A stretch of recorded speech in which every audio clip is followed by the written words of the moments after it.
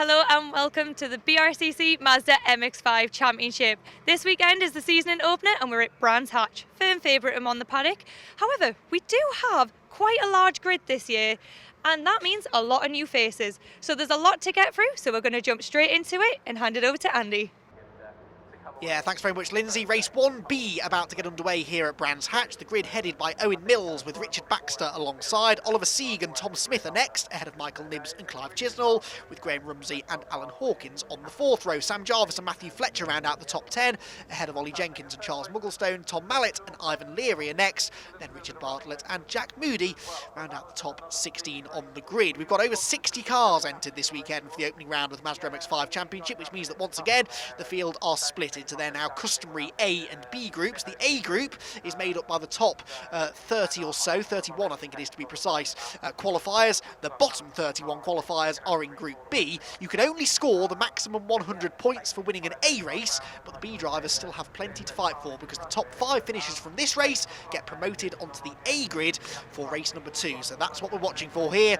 As for the B drivers of the Mazda MX-5 Championship, the season gets underway here at an overcast Brands Hatch. It's a mixed start, not a good one from Richard Baxter from the outside of row 1, but from the outside of row 2 it's a storming start by Tom Smith, who will lead them into Paddock Hill Bend for the first time, charging around the outside there. Lots of changing positions in the opening corner. Let's hope they all safely get through though. Tom Smith leads the way, second place is Alan Hawkins, going for third up the inside of Owen Mills, the orange car, the 22, who started from pole position, so things not going to plan for him. Several weird and wacky lines being taken through Druids for the first time. There's a spin in the pack and it's number 78 that goes around by Richard Bartlett and gets collected, oh dear, by several other drivers. 42 involved there, that's Toby Owen. On board here with Bruce Robinson, who just had nowhere to go. He collects Bartlett and also collects Owen and several others as well involved. This was on board with Bruce Robinson from the back and bang! Oh, that was a really big hit from behind. So that's Jake Styles, I think, got into him, wasn't it? Jake Styles, who we expected to make good progress from the back of the field. There are several stricken cars. That is at the very least going to require a safety car, possibly a red flag to get the cars moved out of the way. So not the start we wanted here for the B drivers here at Brands Hatch, but these are some of the less experienced drivers out there, I guess, so maybe a little bit hot-headed on the opening lap of the season. Anyway, the field coming through to complete lap number 1, there's no doubt about it. Tom Smith from 4th on the grid is your early race leader, with Alan Hawkins going after him in 2nd position.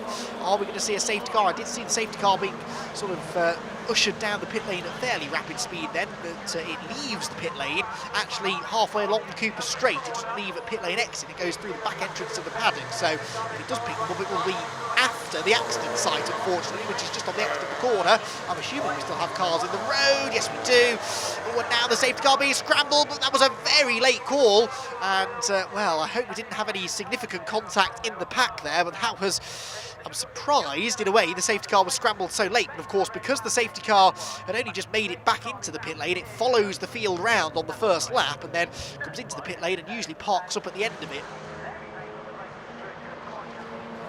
That's the trouble. If one driver sees the yellow flag and the cars behind are so closely bunched that they don't see it, they can sometimes think that the other cars are slowing down for no reason and that that's their opportunity to go past. So you can see how yellow flag infringements happen. It's still not right. You should slow down and respect the yellow flag rules, which are slow down and no overtaking. But sometimes, if you don't spot the yellow flags, you can get yourself in trouble without even meaning to. But I think they've all sorted it out, more or less.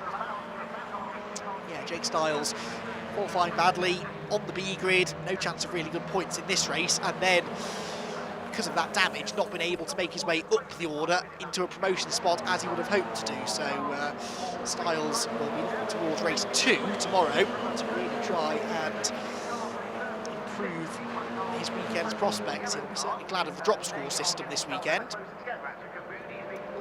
with our race leaders, and with traffic now for Tom Smith to deal with. That's the 68 car about to go a lap down.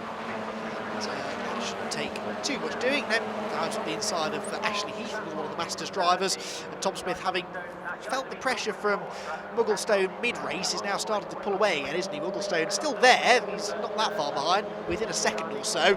That means he's just started to lose the slipstream now, and that means that Tom Smith may be able to get his head down and pull ever further away. We're into the closing stages of the race anyway.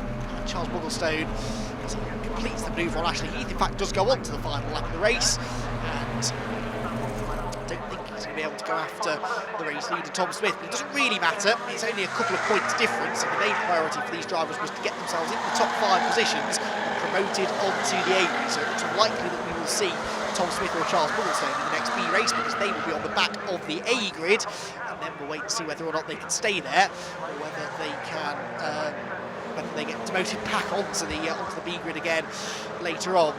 Down the Cooper Straight, one more back marker up the road, but Tom Smith may or may not catch it before the flag. And the BS Motorsport prepared car, beautifully prepared car as well, and they're always quick. And I think we'll see Tom Smith make further progress up the A grid a bit later on this weekend. But for now, it is going to be the first B race victory of the season, and it's going to go the way of Tom Smith. A brilliant drive. The start is where he did most of the hard work, going from 4th to 1st, and he takes the checkered flag in the first B race of the year.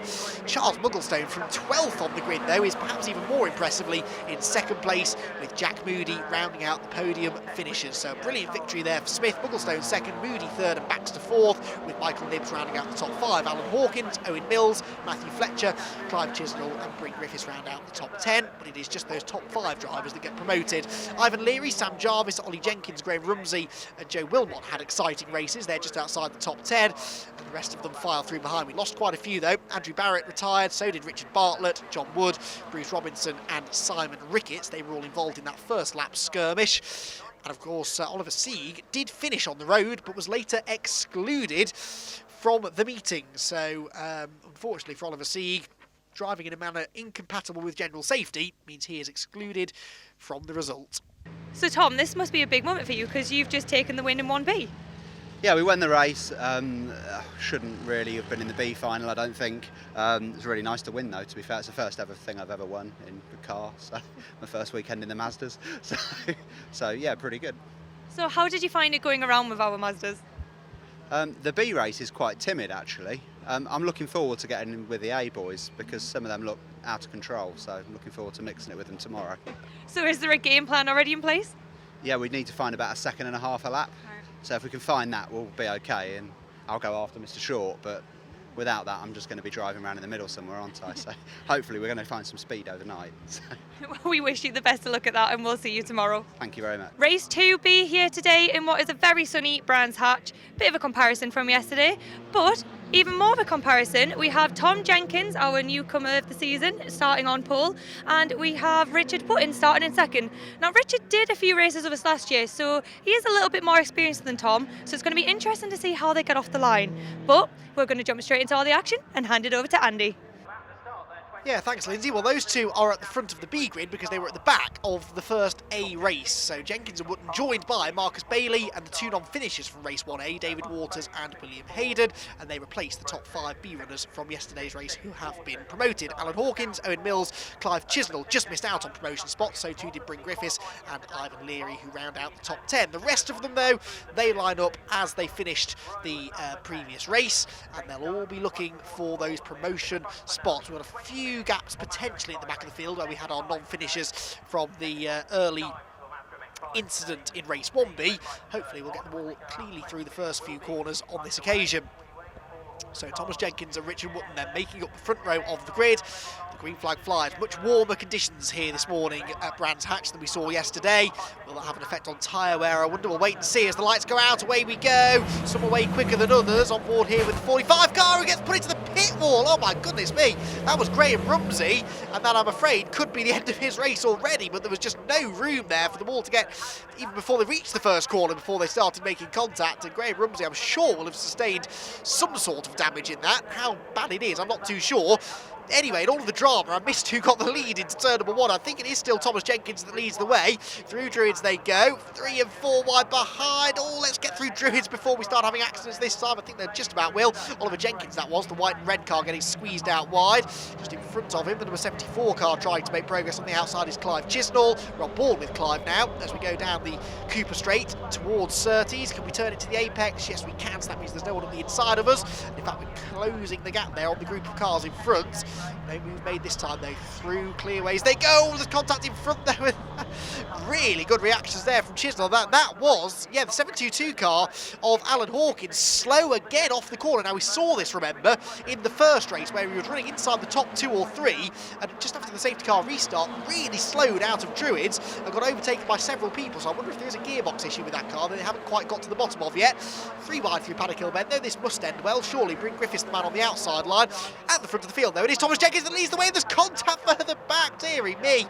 It's a very, very robust start to the race. That was number 54, Marcus Bailey, getting into the back of somebody. David Waters, potentially, that was. And very nearly getting airborne. Meanwhile, we've had the change for the lead whilst that was all going on, and it's William Hayden, who non-finished in the first A race. He's got the lead now in this one, and William Hayden, who qualified okay, but just unfortunately didn't finish the first A race, and that means that he is not only demoted to the B grid, but he actually starts behind those that did finish the first A race and also got demoted, so that's why he started down in 5th on the grid. He and David Waters, the 2 non-finishers from race 1A, therefore they get demoted for race 2B. Well, there is the 722 car of Alan Hawkins, who again finds himself with it all to do. He's behind Bryn Griffiths now. The car seems quick again now. This is exactly what happened in the first race. It slowed all of a sudden and then never seemed to do it again after that. So, I don't know, fuel pickup issue maybe, although that's unlikely on a full tank of fuel, which they should all have now at the start of the race. So, not sure what the problem is, but the car seems okay, and he's now starting to apply the pressure to Bryn Griffiths as they drop down the hill. Clive Chisnell not that far in front, and in fact he might go right around the outside of Bryn Griffiths here. Oh, do they lean on each other? No, I think they just about kept it clean. That was a really brave move by Alan Hawkins, and he's gone through, and Bryn Griffiths could lose another place here.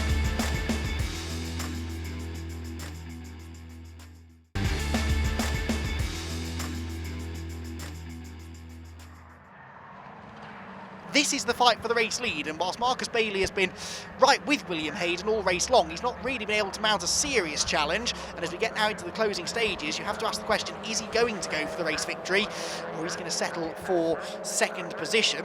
David Waters has the fastest lap, so that's that bonus point gone. Neither of them likely to beat him to that lap time.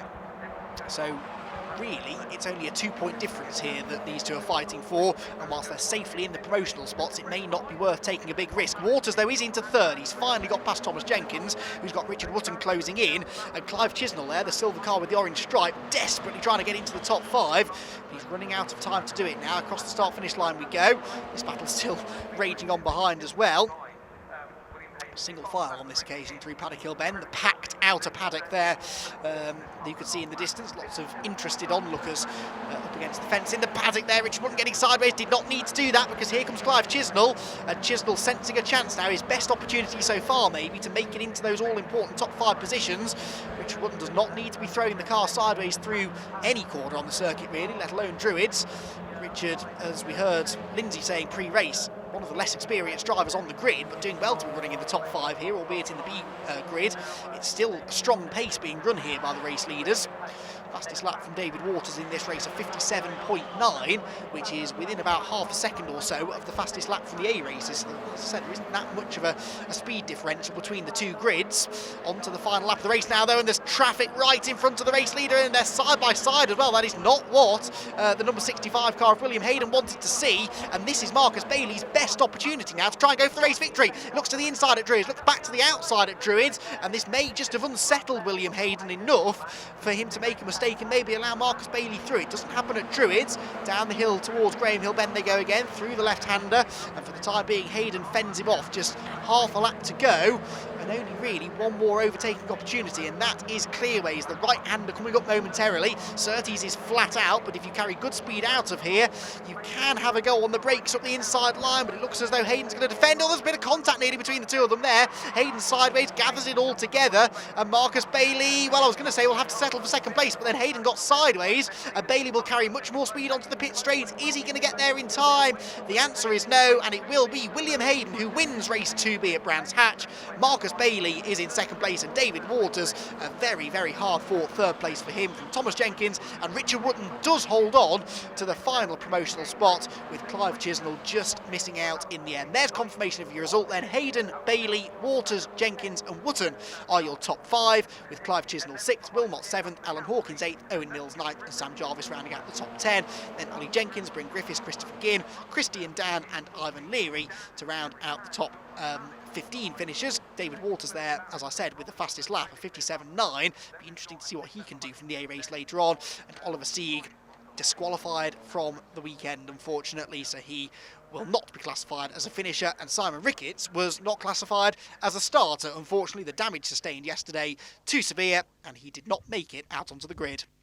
I must say, to start off with, congratulations on your first ever win. Cheers, thank you. Yeah, I mean, I was not expecting it, to be honest, at all. So to come out with a win, I'm surreal, super happy, especially after yesterday having a broken drive shaft. Didn't even make it into the A race, so yeah, I'm loving life at the moment. Brilliant.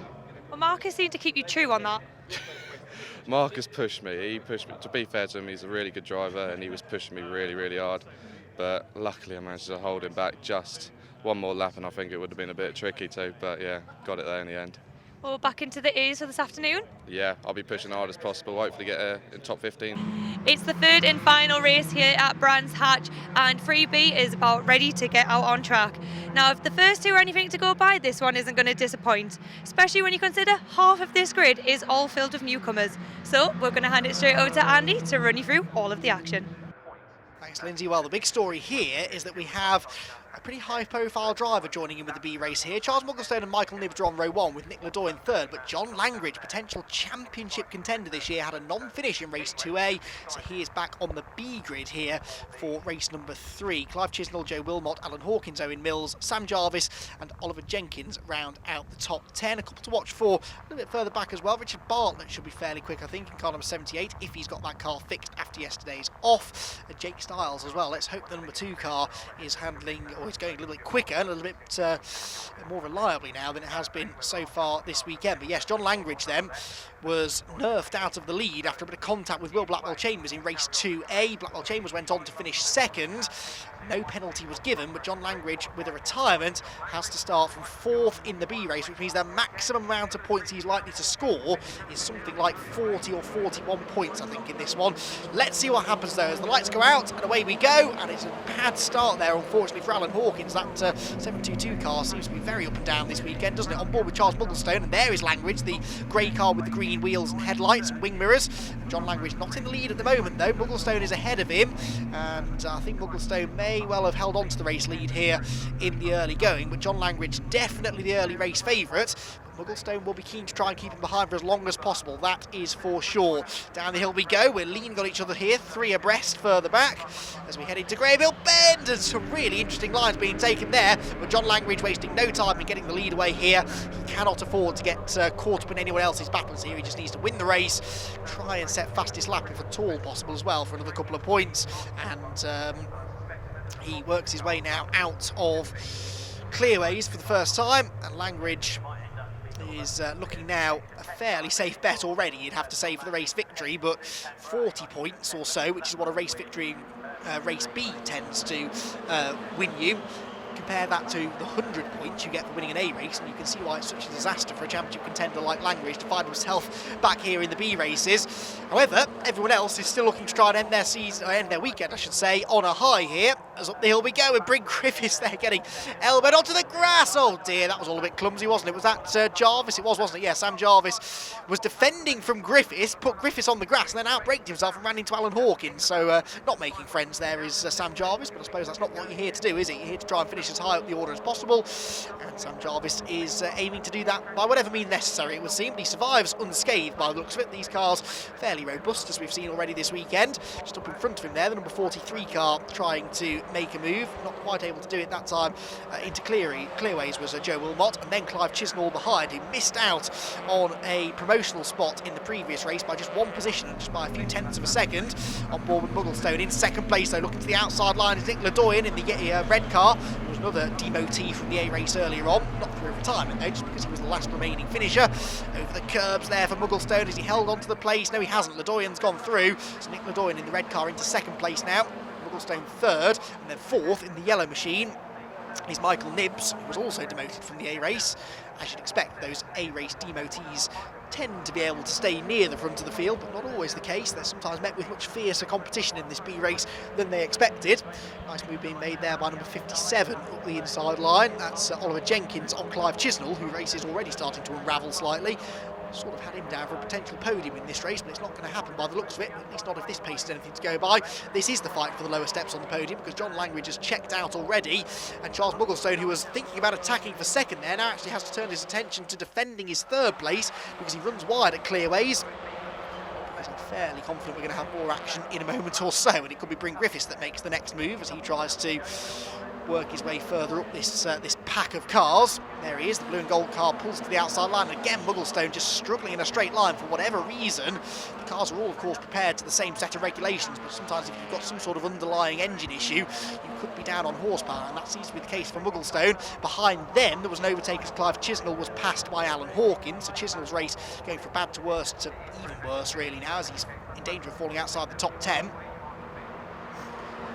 Hill, deep breath everybody, into the left-hander at Graham Hill Bend, the 25 car there, which we haven't seen for a little while. That's Ivan Leary.